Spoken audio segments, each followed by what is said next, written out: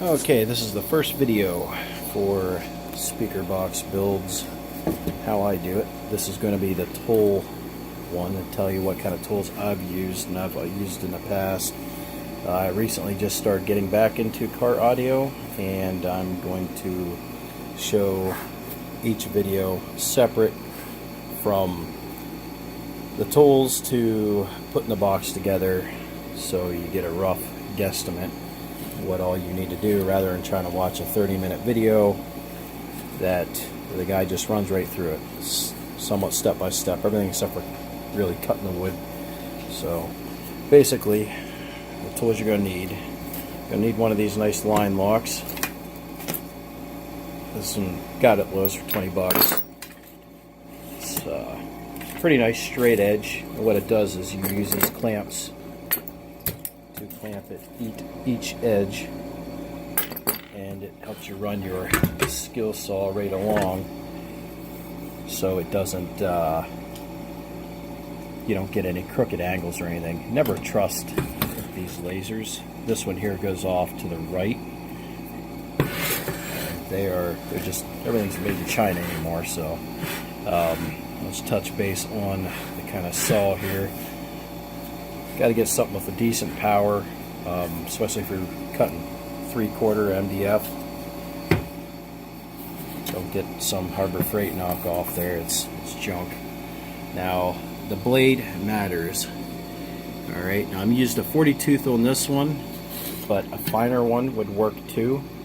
The finer the tooth, the better the cut. The more precise and nice edged you would get on a cut. The less the tooth, the more rough it's going to be. That's definitely a key. Now you're going to need one of these. I use this one because whenever you set this up with this line lock, you measure, and you're going to have to measure this to make sure it's the correct. You can see my little mark there I put right there. Make sure it's correct and where you're going to be cutting. So put that, and you use this multiple times. Alright, got that out of the way. Alright, screws, I use drywall screws. They're pretty bulletproof. You know, I use 2-inch for when I'm going 3/4. They're relatively cheap, self-explanatory. Tape measure, get a good one, don't get a cheap one. Glue, a lot of people use wood glue. I've always used liquid nail. Reason why I have, because it does not run like wood glue.